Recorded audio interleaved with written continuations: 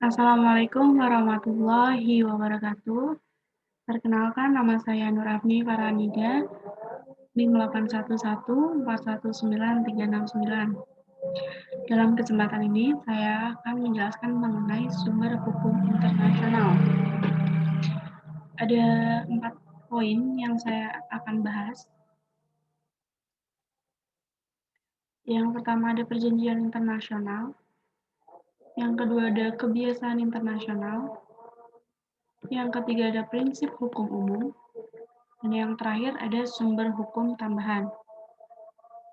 Selanjutnya, saya akan masuk ke dalam perjanjian internasional. Dimulai dari pengertian, apa sih perjanjian internasional itu? Seperti yang tertera dalam screen, bahwa perjanjian yang diadakan antara anggota-anggota masyarakat bangsa-bangsa yang tujuannya untuk mengakibatkan akibat hukum tertentu. Yang akan kita garis bawahi adalah anggota-anggota masyarakat bangsa-bangsa. Di sini dapat diartikan bahwa adanya subjek hukum internasional.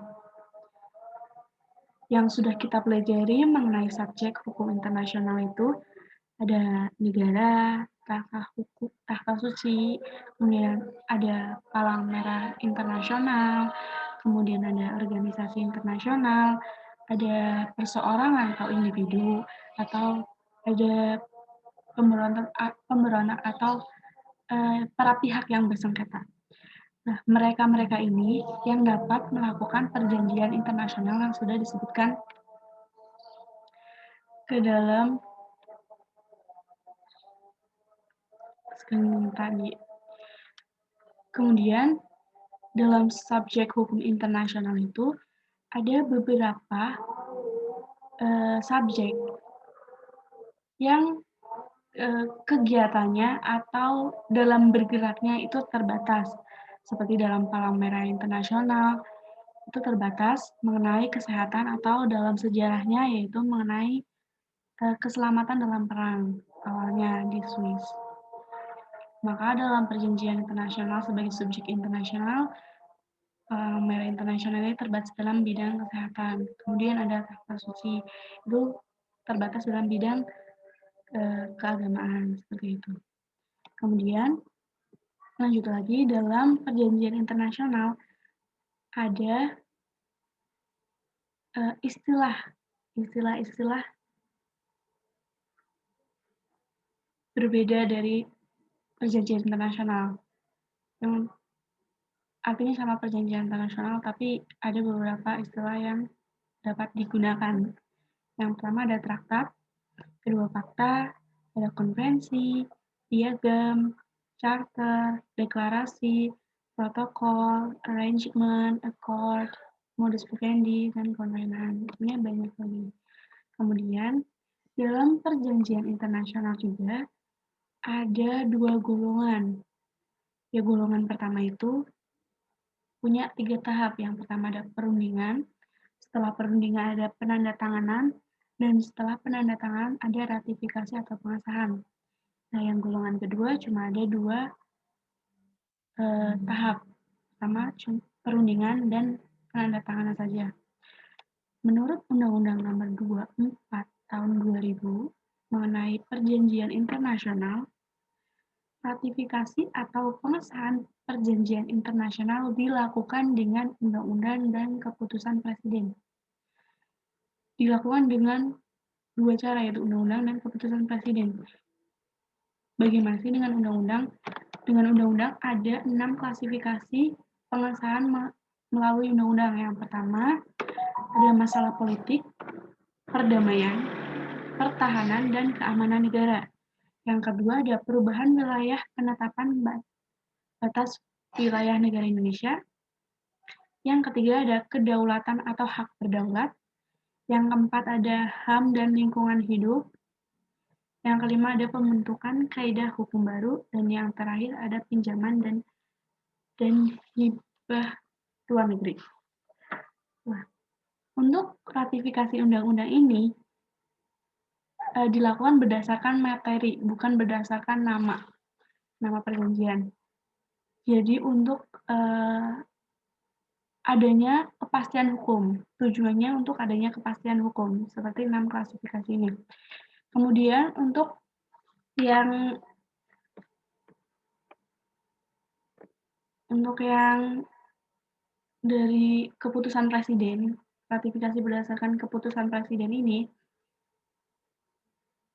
dilakukan untuk perjanjian yang bersifat singkat, materinya prosedural, kemudian pengesahannya berlaku sebelum perjanjian itu berlaku. Kemudian ada,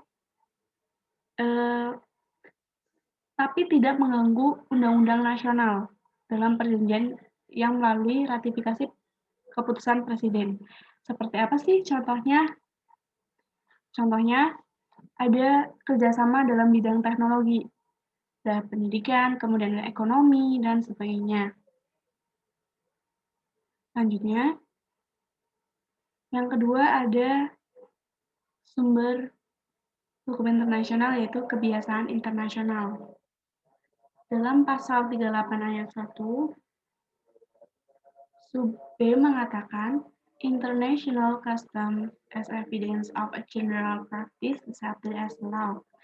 Artinya, kebiasaan internasional adalah kebiasaan internasional yang merupakan kebiasaan umum yang dapat diterapkan sebagai hukum. Jadi tidak semua kebiasaan internasional itu kebiasaan umum, termasuk kebiasaan internasional. Ada 2 syarat mengenai kebiasaan internasional ini. Yang pertama, harus terdapat kebiasaan yang bersifat umum. Untuk unsur yang pertama, ini terdapat kebiasaan yang bersifat umum, ada lagi unsurnya. Yang pertama itu adanya kebiasaan. Kebiasaan yaitu hal yang dilakukan terus-menerus. Kemudian, hal yang dilakukan terus-menerus ini bertalian dengan hubungan internasional, baru dapat diklasifikasikan menjadi unsur yang pertama ini. Kemudian yang kedua, dapat diterima sebagai hukum.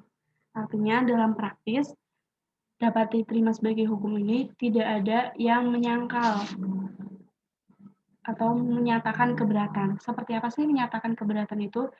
Dapat dilakukan dengan jalan diplomatik atau dilakukan dengan hadapan suatu mahkamah. Selanjutnya, ada yang ketiga, prinsip hukum umum. Dalam pasal 38 ayat 1, Piagam Mahkamah Internasional ialah asas hukum umum yang diakui oleh bangsa-bangsa yang beradab. Nah, asas hukum umum ini yaitu yang mendasari sistem hukum modern. Maksudnya mendasari sistem hukum modern, ya sistem hukum positif yang didasarkan atas asas dan lembaga hukum negara barat yang untuk sebagian besar didasarkan asas dari lembaga hukum Romawi. Dari sejarahnya, negara-negara barat atau asas dari hukum Romawi itu kan meluas ke penjuru dunia. Maka dari itu didasarkan pada itu. Walaupun setiap negara punya artinya masing-masing dalam asas itu. Kemudian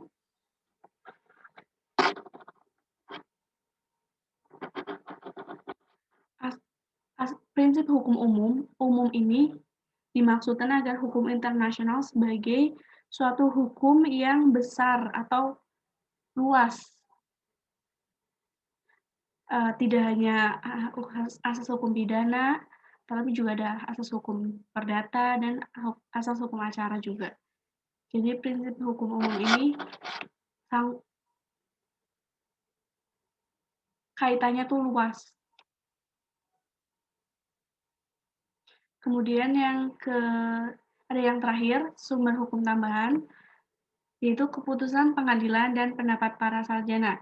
Keputusan pengadilan dan pendapat para sarjana ini bersifat subsidiar atau tambahan. Maksudnya adalah dapat dikemukakan untuk membuktikan adanya kaidah hukum internasional mengenai suatu persoalan yang didasarkan pada sumber hukum primer. Sumber hukum primer itu 3 teratas tadi, ada perjanjian internasional, kemudian ada kebiasaan internasional, dan prinsip hukum umum.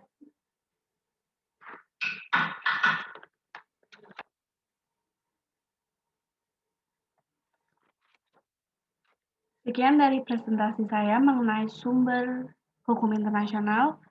Terima kasih. Wassalamualaikum warahmatullahi wabarakatuh.